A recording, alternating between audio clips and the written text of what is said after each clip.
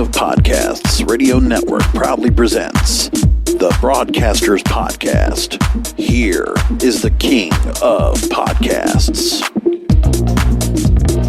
And welcome to episode 290 of the Broadcasters Podcast. This is King of Podcasts, welcoming you to another program. The second time you're hearing me this week, because if you didn't know, I actually was on the air and I put the interview I did on radio yesterday, where I talked to a fellow radio personality. Well, I mean, somebody I know on radio for a long time, Lou Pate.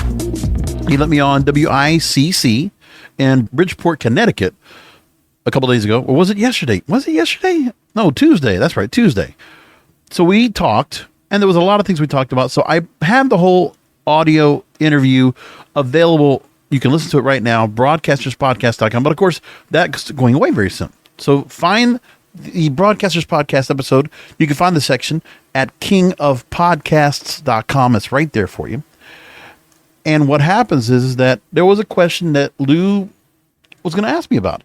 And I wasn't sure. I didn't know he was going to bring you up to me, but I was ready for it.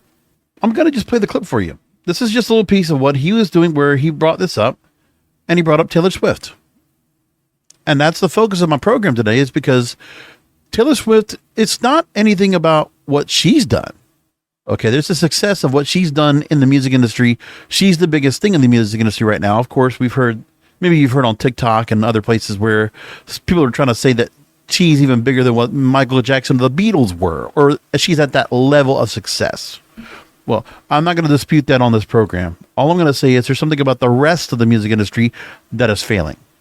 That's the part we need to talk about now. And there's a various number of things that are going on when it comes to the pop stars without that much staying power that are coming in new to the space, to the AI issue that's going on, to the radio stations that are also not being the arbiters of music discovery. You know, I've talked about this on various episodes of this program. So this is not new ground for me. Yours truly has talked about this plenty of times. Of course, I'm going to get in the radio some point of this here, but I will, but not right off the bat. I need to go and just talk about that. We need to go and give the praise to Taylor. All right. I'm going to let Lou ask the question, and I'm going to let you hear what I said. I wanted to move on to some other pop culture. We got the MTV Music Awards came out. Taylor Swift, top nominee. Are you a Swiftie? I think she's a smart girl. Listen, I mean, not all her music's my bag, but I think she's very smart for what she's done. She keeps putting out albums of her own music that she didn't own. And that was because of the person that she trusted with management, Scooter Braun, screwed her over and sold all her masters. But she was able to make a deal to say, hey, you know what? I can go ahead and re-record my music. Listen, I'm only early 30s. My voice still sounds good, maybe a little bit better than when I recorded it the first time. I'll put all the records back out again. And her. Now, before I move along with that, I want to make the point and say that when I said that maybe there's just songs of hers that are not my bag, well, listen, it's because of the fact that maybe some of the music that's very country-like and very early on in her career, it was nice. Don't get me wrong. I think she's a beautiful singer. I think she's a great performer. All of it. She's the full package. No doubt about it. But my thing is, too, is that if you had to make me pick songs that I like of her category, of her catalog, I'm going to be a little bit indifferent about it. So for those of you Swifties that might be listening in, I'm going to just say this. I'll tell you what I think. If you had to make me pick off the bat, what songs I think are to me, the ones that I would actually listen to the most. I'll put it to you like this. I'm going to do a quick search just alone, and I'll tell you right off the bat of songs that I would know of hers that would hit for me. Like right now, Cruel Summer, yes. Anti-Hero, yes. Blank Space, yes. Cardigan, yes. And then usually I'm not even that much into slower songs. I Can See You, I get the appeal, not a song that's mine. I get Karma. Karma's okay. I don't mind that either. Lover was good. I like that. And if you had to make me everything else, Lavender Haze, no, not necessarily. There's a lot of songs that I like of hers. I mean, Willow I liked. What else is there? I Knew You Were Trouble, got into it, but like you can only listen to it so many times. Shake It Off, that's fine. That's a girl's anthem, basically. Bad Blood, it hits. I like. Cardigan, love. 22's good. I like. Delicate, I like. Like, yeah, obviously the ones that were really hits, but not all of them. That's okay. But I mean, I can more than just say that All Too Well, I thought was a very good song. 10 minutes was a long song, but hey, good for her. I'm happy for her. She's gone through so much in her career, just saying. So I wanted to make that point. There's nothing about ever disputing her success. I do not defy anyone. I defy anyone to try to say that she's, not at the same argument. I'm going to say this. You want to put her in the same argument as the Michael Jackson, the Beatles? Hey, you could put her in that argument. You could put her there. For this generation, absolutely. I'll let you have that. You're absolutely right. And I'm an older person giving my credit to music, what's all been out there. She puts out quality records. That's indicative of what the rest of the industry is not doing. Now, let me finish the rest of that clip, and I'll continue to make my point. The fans are so lockstep with her, they don't care. They're going to buy everything that she puts out there. So she put out another album of hers, Taylor's version, and every time it has Taylor's version, Swifties are all over the place to buy. And honestly, that tour that she has now sold out, and the ticket prices for that are insane. But she can command that tour is doing gangbusters, and wherever she goes, they make her honorary mayor. I mean, everywhere from Seattle to Tampa, they've made her honorary mayor. It's incredible. But now, I didn't know that story about her getting screwed. Now, I'm going to leave it there. I want to move along now and talk about the fact that her U.S. leg of her Eras tour has concluded. And when you look at what she's done right now, I mean, can't help but praise, because that's what she deserves right now. She's packing out stadiums across America. She already finished up. Now she's going to travel to South America, Asia, Australia, and Europe. She's worldwide, and she will sell everywhere. Now, that's going to be the test. When we see her selling out shows and people going, and girls going crazy, and guys too, for that credit, right? When you're going to see her going worldwide and see what the world tour does for her now, like, this is where you're going to see the real indication of how bright that star that she has now. Going on, 17 years, a little more than that? That's sort of a remarkable career, okay? She has evolved. She has matured. Hey, people can come in and say the fact that sometimes the breakup songs, well, you almost question, like, some of the relationships she got into, and, that she's still single. And unfortunately, it's a shame to see that. She's very likable, very appealing. There's so much talent in her, everything across the board. I mean, you can't help but like the woman. You can't love her. I mean, you can love her, and you just really, there's something about. So tickets like crazy, people are trying to buy. She announced the release date for a re-recorded album for 2014, 1989. She's going to be putting it out. It'll be out October 27th. And, she's just kicking ass, taking names. And by the way, this is just like an overflow, because she can keep doing this, right? Continue to put out her records, re-record them, Taylor's version. And every time she does, it's like she's got like multiple album bombs over multiple album bombs. Every time she does it, you just can't help yourself. And, she gets all the credit in the world. For anybody who wants to criticize her, there's not much of a leg to stand on with that.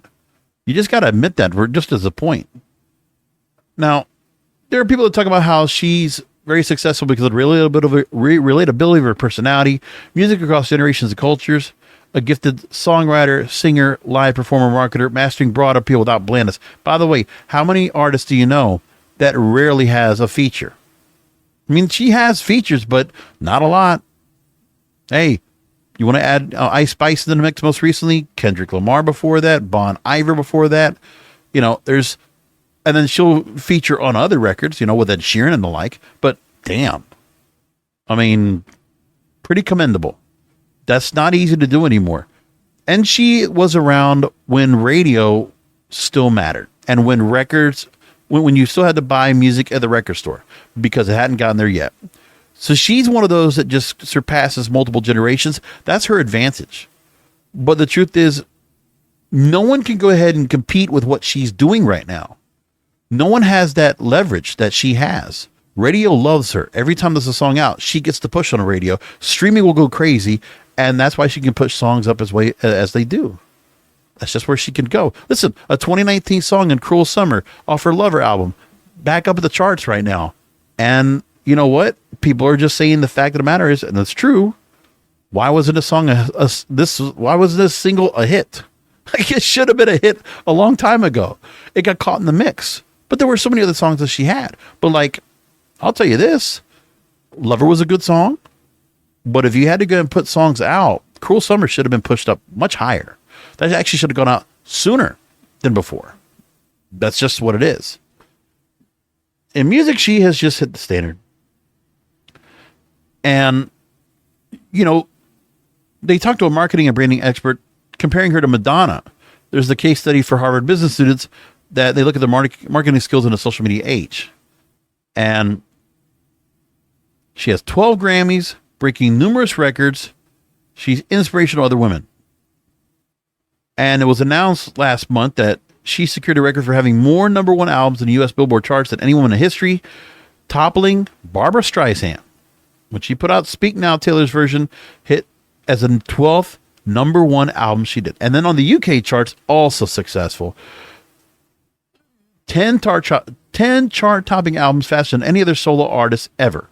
And could you imagine the other names you could put in that mix? Like, that's incredible. And by the way, sure, we could talk about the criticism of Kanye West, taking hostage the damn acceptance speech for Best Female Video, the 2009 MTV Video Music Awards. Yeah. The fight to reclaim her music catalog. By the way, I got to say this too. That was the one thing I mentioned right there with Scooter Braun. Brought her former label, Big Machine, right? Much Your Fury. She's been applauded to get back her music catalog. Damn good for her.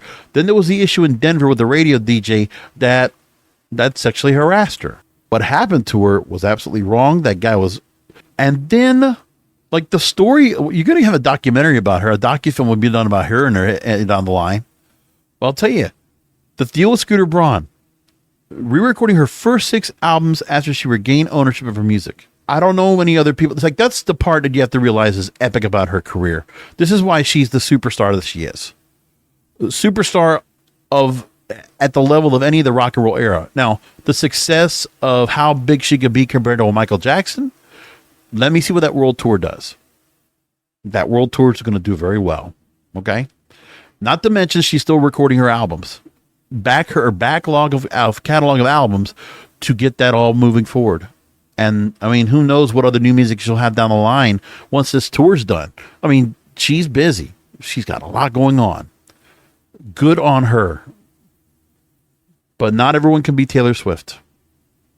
Now, let's talk about this too. Inglewood Arena. 100,000 people were there to watch her go out there, and she's hitting out so many songs. The performance also, by the way, massive. She's doing costume changes. She's doing different songs. She's got people going on stage. Like, it's just, there's a lot going on, and it looked like every concert leg of every leg of the tour looks like she was honestly going into just doing some different things because she definitely cares about her fans. And there were a lot of, especially for the Hollywood show, a lot of celebrities showing up for it. Recording Academy put up a pop-up exhibition for her, I Can See You, currently on display at the Grammy Museum in Los Angeles. And there was just so much more to all that they did out. And her shows alone helping the economy in Los Angeles. Los Angeles County economy is supposed to get roughly $320 million as a result of what this is, according to a recent report from the California Center for Jobs and the Economy. Do you understand that? This girl is going to help LA County get $320 million in revenue from everything that's going on from that. SoFi Stadium, by the way, that's where she was at.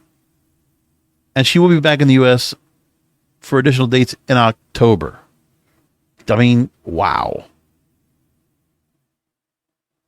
That's a lot right there. So that's really amazing stuff.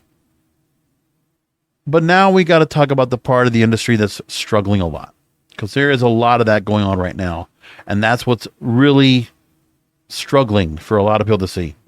That's the part that also concerns me when I look at this. There's a story that also popped up that really got my attention. Breaking new pop artists. A report from complex.com. The music industry executives are depressed about the current state of breaking new pop artists. Now, we talked about how the record labels have really had to go and make some changes to make possible some new music out there that the masses are going to consume. Now, the reason partly why the radio stations out there that we talked about before, they're deciding to go back to throwbacks instead of trying to play any new hits, because if there's not enough new hits out there to play, well, they're not going to play Eurodance. They're not going to play Afrobeats. They're not going to play UK rap. They're not going to play, rock.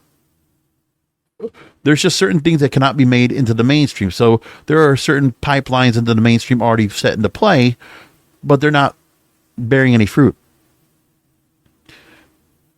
And so Trace William Cohen writes here about how the industry has grown and shifted in dramatic ways, resulting in many changes into how new artists break through.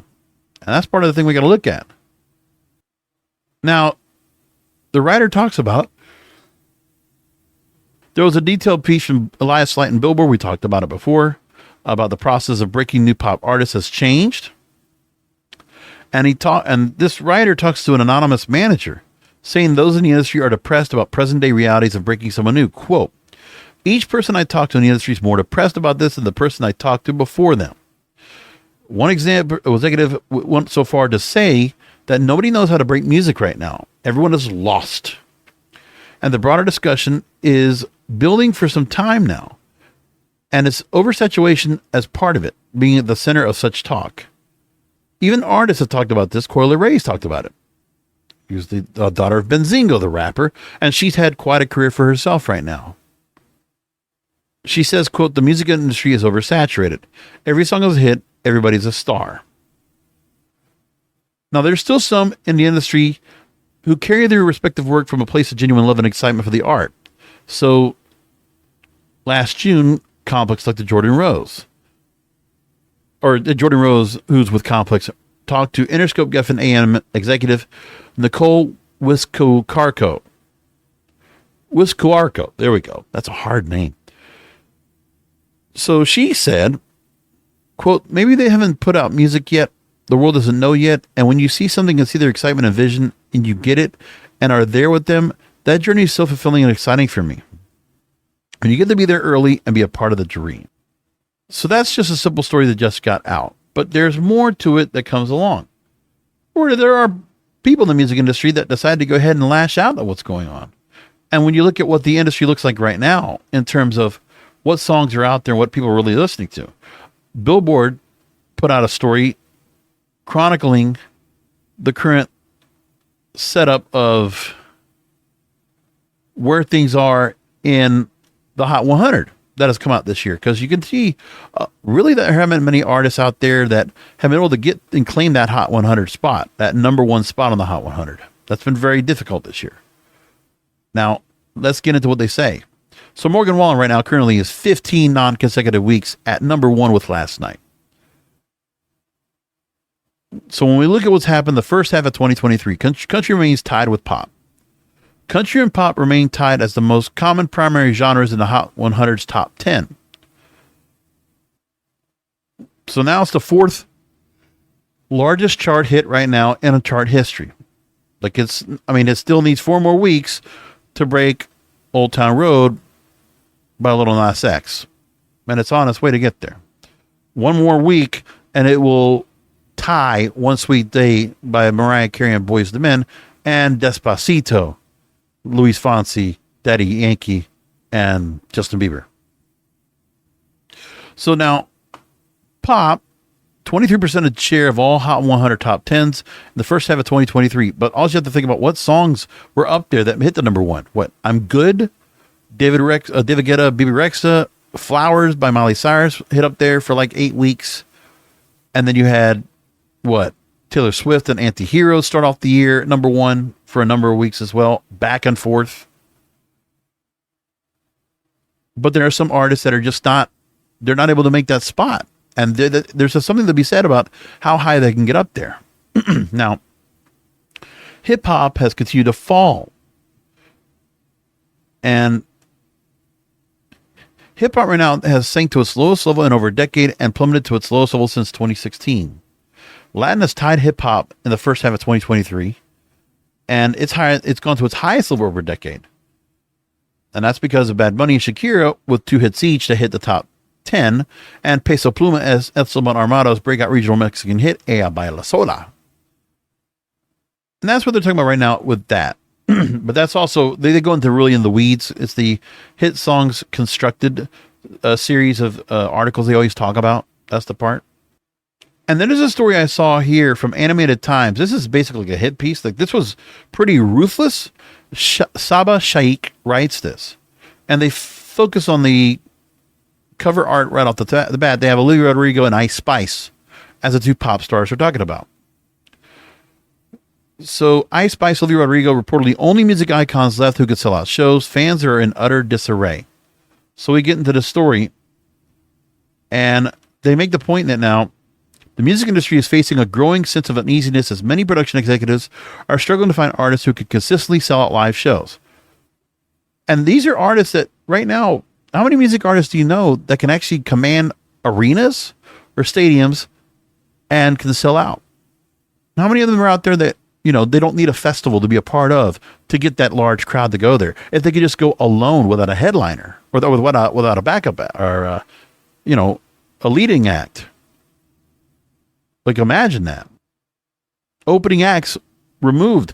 Can any of these artists do it by themselves with the category, with the catalog that they have? Well, Olivia Rodrigo did really well with her first album, Sour. Right now, Vampire, and then the whole thing with that album right now, it's the fact that, she's still in the top 5 or no, she's top 10 right now. And I mean, put it like this. When I look at what's going on with her now, and I'm saying to myself, okay, she has, in the UK, I would imagine the Vampire would have hit right off the bat and really would have pulled off something big, right? Album Guts is coming out soon.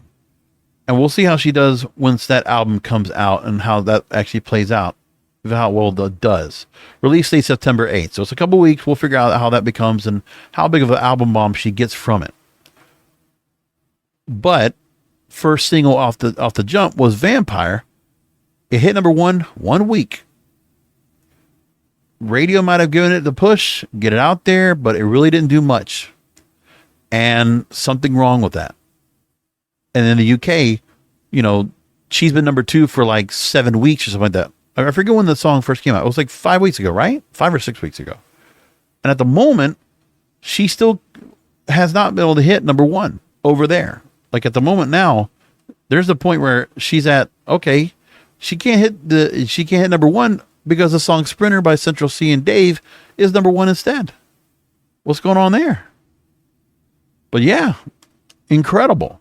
But at the moment right now, her song's been out 5 weeks. There we go. 5 weeks it's been on. And no. But then again, Cruel Summer made it back up to the charts. 13 weeks up there, and she's at number 4. And just trying to work her way up. But it's pretty tough.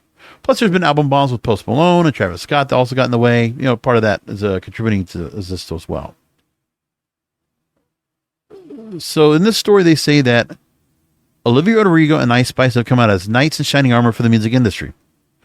Billboard's reported that Olivia Rodrigo and Ice Spice are the only rare breakthrough artists that have managed to rise above the noise and develop themselves as true icons of the modern music arena. Now, there's love and adoration for both stars. It's undeniable. But there's been a mixed reaction among the fans that have emerged about when this was made a point. So fans have gone on to Twitter, now called X, and there have been a lot of people that have said some things. Okay, we're going to take a couple of comments that have been said about there. Number 1, there was a discussion that was talked about where Olivia Rodrigo has only gained fame through promoting her music through a third party. And the comment was made, LMAO, Olivia is nothing but a payola queen, please. And then we move along. And then another person says, maybe they should find real talent then. And then someone else So besides what they said, there's a noble mark, but they represent not only the dichotomy of modern music reception, also the undeniable power of their art to stir conversation, emotion, and connection among fans and critics alike. But that still doesn't take away the fact that music is struggling right now, and there are no answers to this. Now, one of the things that could be considered is, well, was there something about the charts that have changed? Remember last week we talked about how the Hot 100 had three country songs at the top of the chart. And there was another story that Billboard put out there that their algorithm might have played a part into where things are right now, which they continue to make changes to it. They made changes a couple of years ago because of the based on sales. All that going on. They did that too. But we have to figure out what comes up more and what will change to help make things much more pliable.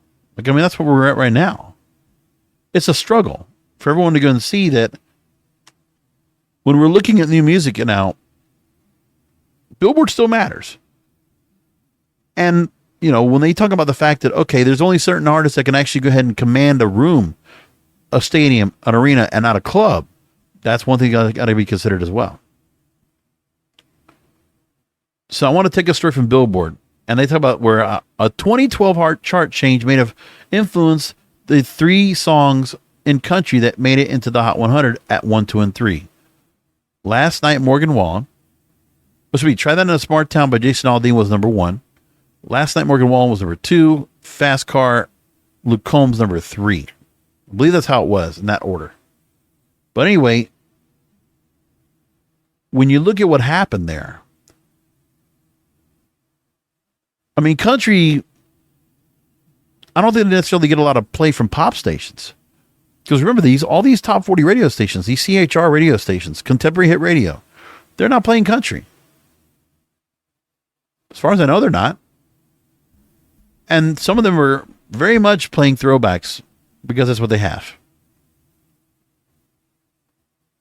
And I'm not sure what to think of that, knowing that we're at that point.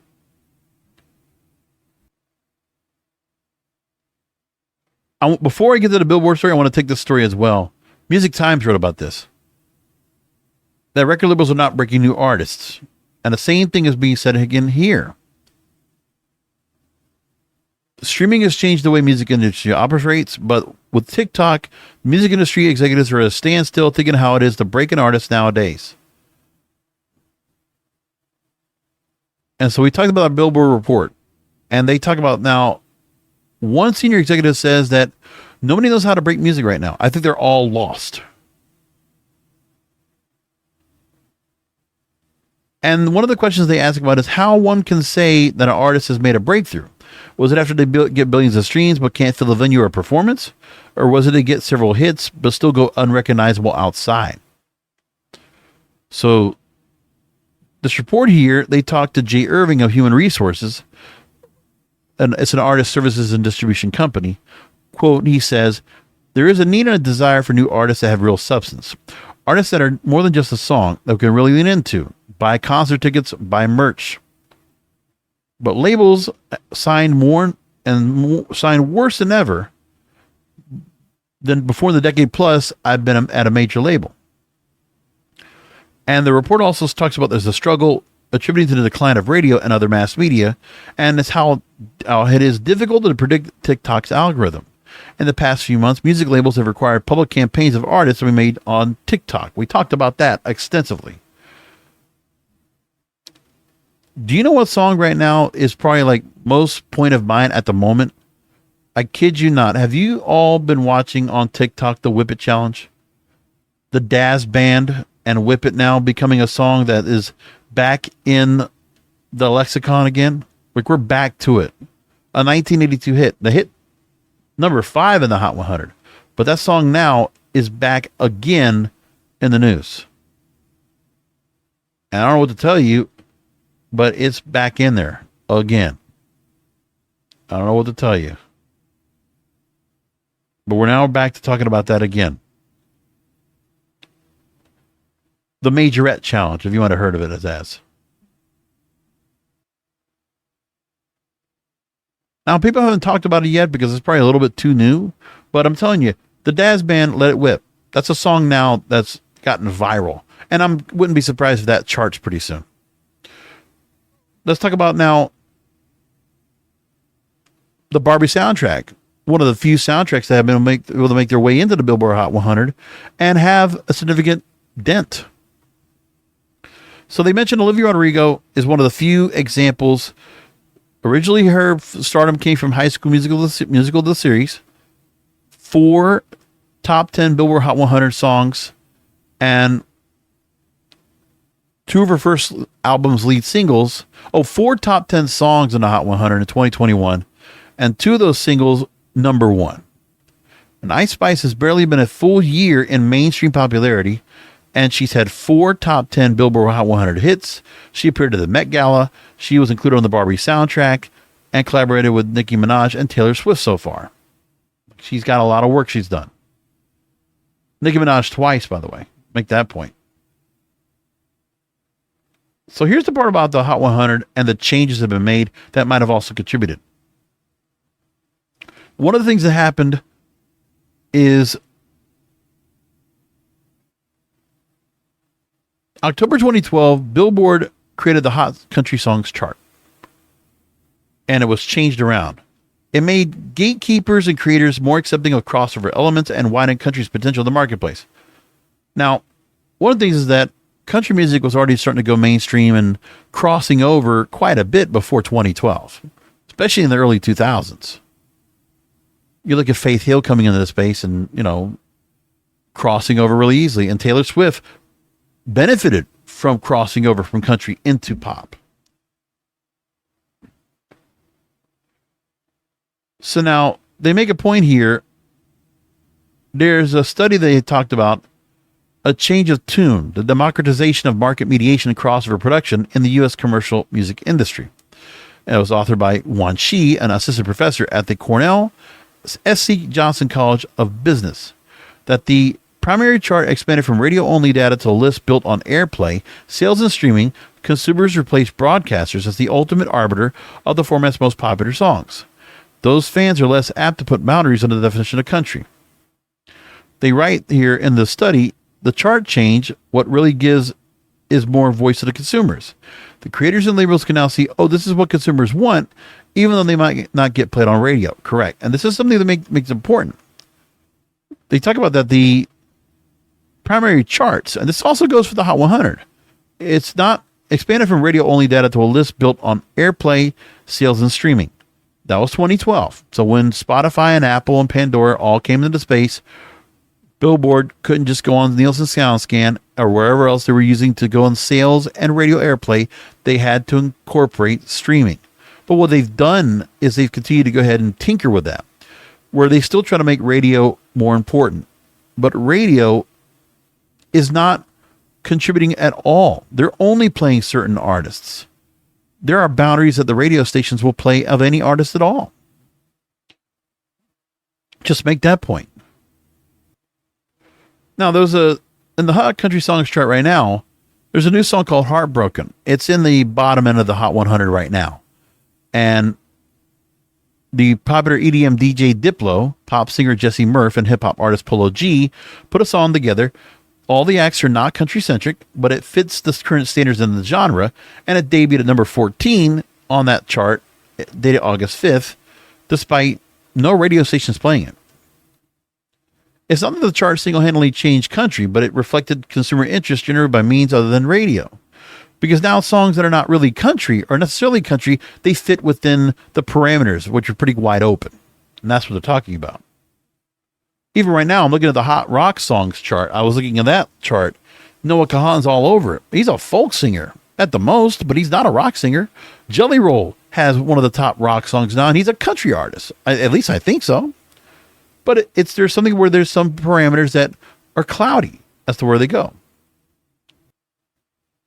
And in that chart, you saw in 2012, Taylor Swift had a song, We Are Never Ever Getting Back Together. It was marketed to both pop and country stations. It arrived in August 2012. Then you have Florida Georgia Line's Cruise, which was a remix with Nelly. That also released that year. Cruise topped the Hot Country Songs chart for 24 weeks. And incredible. But that song crossed over into pop radio all over the place. And there are plenty of other artists that have contributed to that as well. But I bring up this story and I bring up this constantly because I say one thing is, why are all these artists struggling? And why is the Billboard Hot 100, the way it is right now? Why do they care so much about radio still?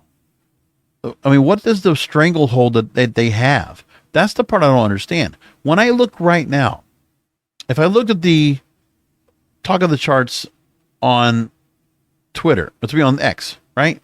And I normally look at their charts to see what the normal setup of, their predictions. And I can get a good idea of what chart songs are going to do well and which ones are not. And you look at their predictions of what they have, what they look like is what's going to be the algorithm, what's going to be the calculations of the point system to where the Hot 100 is going to be coming up. And that's one of the things I always look at. That's always interesting to me. So at the moment, I'm going to look at what they put out yesterday. The midweek Billboard Hot 100 predictions for the week ending August 19th, 2023. So next week. And I'm going to look at what they say right now, because it's fascinating. Well, they don't give the numbers, the points. So I need to go find where they have the points. They usually have it in here. I just got to go back and look for it. But radio, when you look at the charts at the moment, they're always considering what is put out more than others in terms of when you look at their predictions, you'll see which songs have so much airplay. Rima, Calm Down. It's a 48-week song. They've been out for 48 weeks. It's already going to make the year-end Hot 100. But the damn song has been up there almost a year. And remember, it was out there well before. For a couple of years before that song came out as big as it did. And then what else can you say about it? Like, it was just, the song still gets tremendous airplay as we speak. Like, it's ridiculously busy with airplay. Okay, I just pulled this up. Here we go. This is from last week's chart, dated August 5th. Let me put it to you like this.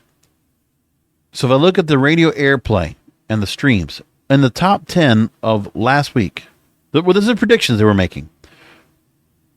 Right off the bat, Selena Gomez, Rima, Calm Down, 90 million streams, or 90 million spins on airplay, radio, 90.3 million streams. I don't know how that works out, but that's what it got. And then if I look at the rest of radio, Last Night Working Wall, 68.9 million. Fast Car, Luke Combs, 77.4 music. Now that 77.4 million, that's mostly country, right? With some pop stations also crossing over. Cool Summer, 65.5 million. And Flower, 68.8 million.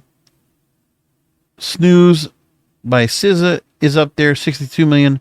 Karma, 62 million. But then everything else is up here of radio?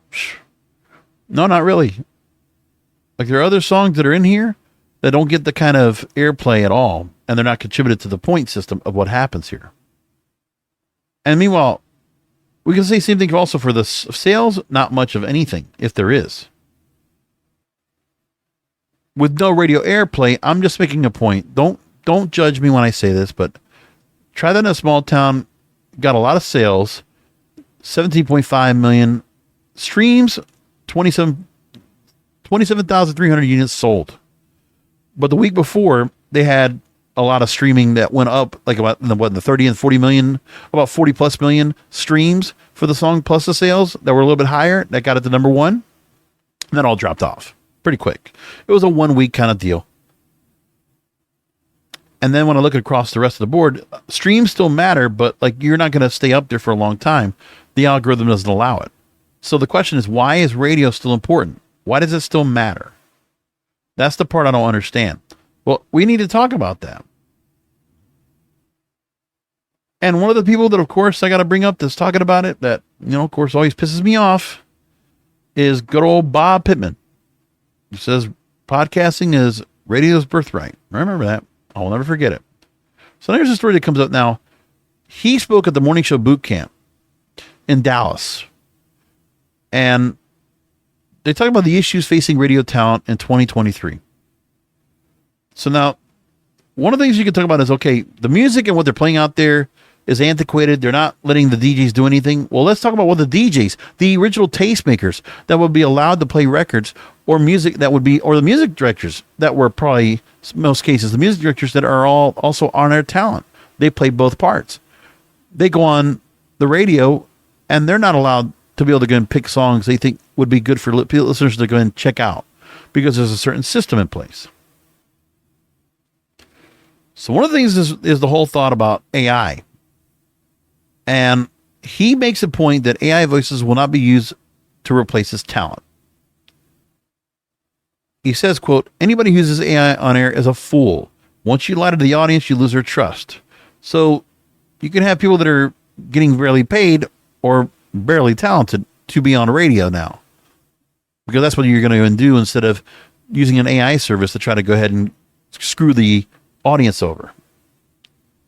Now, Pittman also gave an in-out saying he could see air talent utilizing an artificial version of a voice if the talent needs to record 400 tags of a spot for different markets.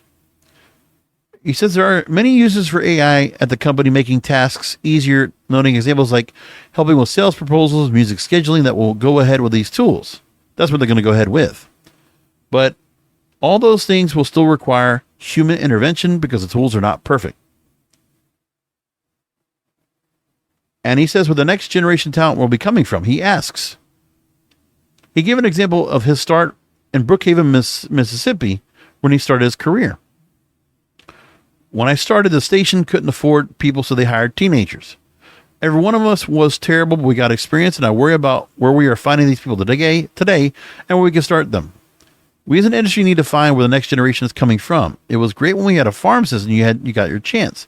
We have to work hard. We have to look harder, think harder, probably take more chances. Well, but there's a lot of people out there that are in podcasting that if you think they're any good, then give them a chance on radio. There's plenty of people that are talented out there that could be on radio now, and more than enough people that want to go on the radio as we speak, but you're not enticing them at all. There's no money in it. There's morale's low, and you're not giving them any creative autonomy. Like there's nothing for anything in radio for people to go in the radio in the first place. You're not giving them any reason. And maybe they could do something that can go viral and they can really bring in an audience, and maybe something can happen, but they're not. There's only so many good radio talent right now that's on the air that might have a chance to do something. And those are the ones that are on social media now trying to do something of themselves. I give credit. If people want to make more money, he also mentions when it comes to the value being, if it making a talent more valuable to the company. Bob Pittman says that, quote, if people want to make more money, they need to figure out how we make money. Telling the audience that learning how sales works and working with sales to bring revenue to the station is the most important thing. Some people have poor ratings but are great at generating sales. Some have great ratings, but we can't monetize them. Talent should be creative, he says, and available if possible at all times to make things happen. We don't have huge production costs. We're limited by creativity only. Create a company that sometimes a big idea will come to him or others in the company late at night. He'll work immediately to get it going. Urgency wins. I'm going to chase every great idea and convince them to do it for me. That's what he says on that. It's nice where he comes off and tries to say something like that to kind of make the point. But no, I mean, listen, he's talking and he's trying to make the point. That's where iHeartRadio is right now. What about Odyssey, the second biggest company?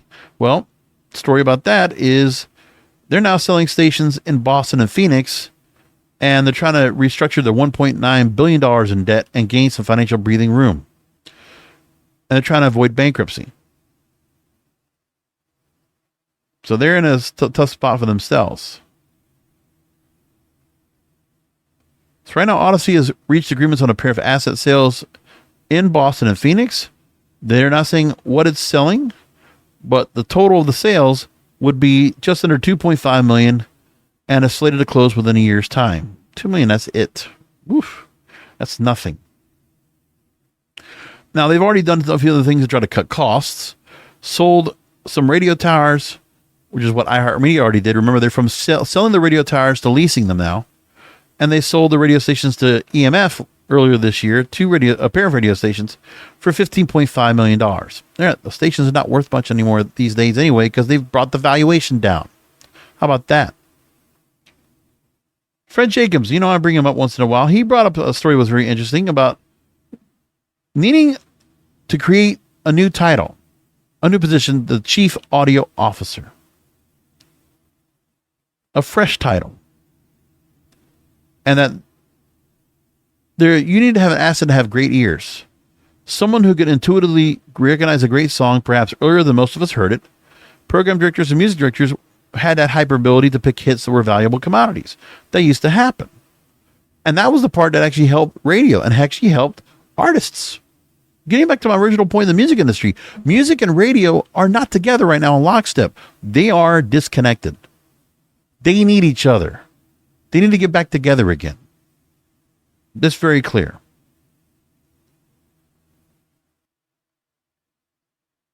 And I think it's a great idea. I mean, you could do that and try to work along with podcasting, but there needs to be somebody that can pick out new talent, pick out new music.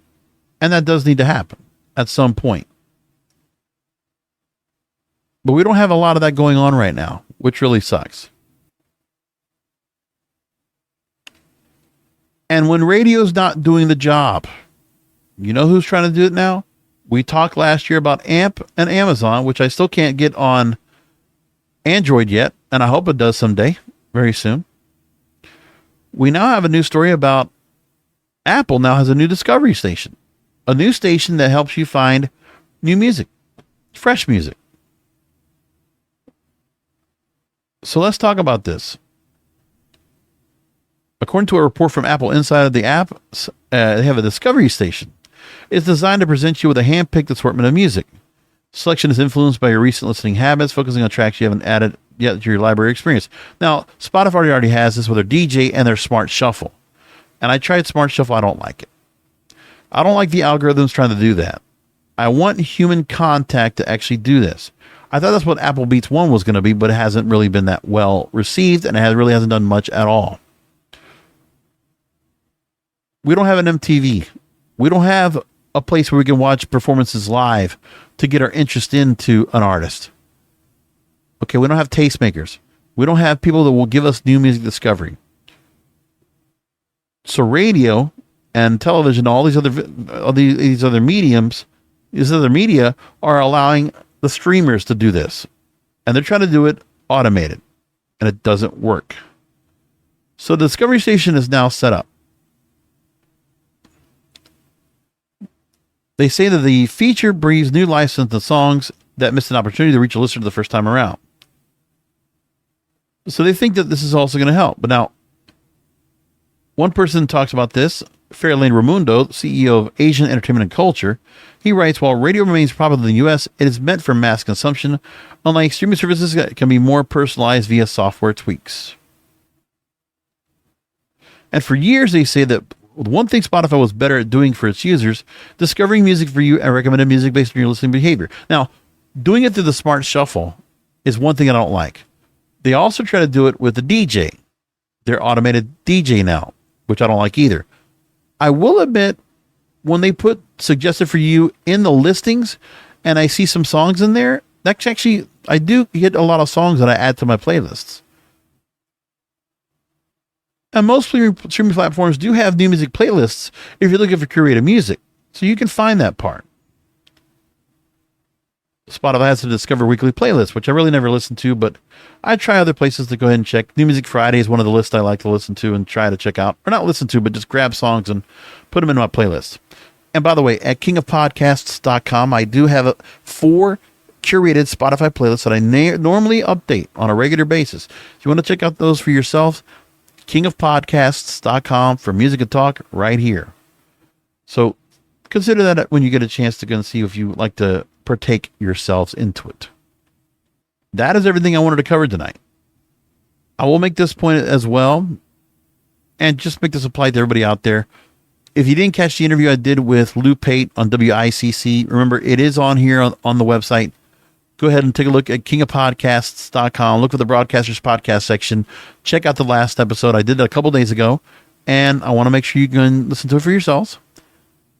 Plus, like I said, I have my brand new Podcasters Roast series, so I'm talking to fellow podcasters like you. And if you would like to be a part, click on the Contact KOP section on the menu at the very top of kingofpodcasts.com. Do that right there, and we'll take care of that. And that's the show for tonight. I appreciate all of you checking out as you always do, and finding time to listen to this little program that I've been doing now 290 episodes. It really means a lot that you actually will take time to listen to the program and check out what I'm doing. Thank you so much for that. I really do appreciate it. You can also catch me on social media, Twitter, now X, Facebook, Instagram, TikTok, and LinkedIn. Just look for King of Podcasts. Just look for it. You'll find me all over the place. And until next week, remember that content is king, and the control of your content is in your hands.